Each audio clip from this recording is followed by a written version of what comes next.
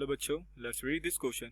The question says, why was shifting cultivation or Sweden agriculture discouraged by the Europeans? Give for reason or explain what is shifting cultivation.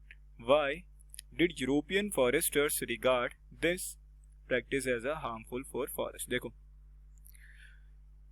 इन दोनों question, ये जो दोनों question है, दोनों question similar है। दोनों question के अंदर ये पूछा है कि जो शिफ्टिंग कल्टीवेशन, जिसे स्वीडन एग्रीकल्चर भी कहा जाता है, उसने यूरोपियनों ने इनको डिस्करेज क्यों किया। क्या वो 4 रीजन थे जिसकी वजह से यूरोपियन फॉरेस्टर ने इस प्रैक्टिस को हार्मफुल कहा।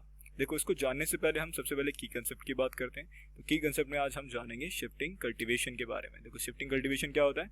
A method of farming in which a patch of ground is cultivated for a period of few years until the soil is partially exhausted। देखो, बोला हुआ है कि एक ऐसा मेथड होता है फार्मिंग का जिसके अंदर हम क्या करते हैं, ग्राउंड के पैचेस को साफ करते हैं, मतलब पूरी तरह से ग्राउंड को क्लियर करते हैं और वहां पर क्या करते हैं, कुछ सालों के लिए कुछ क्या करते हैं, वहां पर कल्टीवेशन करते हैं। और जब तक कल्टीवेशन करते हैं, जब तक सॉइल की फर्टिलिटी रहती है, और जब हमें लगता है ना कि सॉइल की फर्टिलिटी क्या हो चुकी है, एग्जॉस्ट हो चुकी है, तो हम क्या करते हैं, उसको छोड़ देते हैं, अबैंडन कर देते हैं और उसको क्या करते हैं, जब वो दोबारा से फर्टाइल हो जाए तब तक का इंतजार करने के लिए उसको छोड़ देते हैं। और over run by weeds and after which the land is left out to natural vegetation while cultivation is carried elsewhere.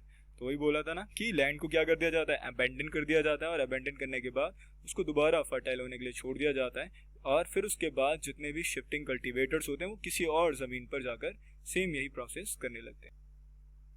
अब बात करते हैं, क्वेश्चन में हमसे पूछा था ना कि यूरोपियन फॉरेस्टर जो थे वो शिफ्टिंग कल्टीवेशन को डिस्करेज क्यों करते थे। तो देखो जरा यहाँ पे लिखा है ना, European foresters discourage shifting cultivation. ठीक है, देखो अब हम पढ़ते हैं कि कैसे यूरोपियन फॉरेस्टर ने शिफ्टिंग कल्टीवेशन को डिस्करेज किया। देखो, सबसे पहला point, shifting cultivation made it harder for the government to calculate taxes, therefore the government decide to ban shifting cultivation. देखो, सबसे पहला जो कारण था कि शिफ्टिंग कल्टीवेशन की वजह से जो गवर्नमेंट थी वो अपना टैक्स कैलकुलेट नहीं कर पाती थी, या फिर आप कह सकते हो कि टैक्स कलेक्ट नहीं कर पाती थी, क्योंकि जितने भी शिफ्टिंग कल्टीवेटर्स होते थे वो एक जगह से दूसरी जगह जाया करते थे। तो इसलिए गवर्नमेंट ने डिसाइड किया कि वो क्या करेंगे, बैन करेंगे किसको, शिफ्टिंग कल्टीवेशन को।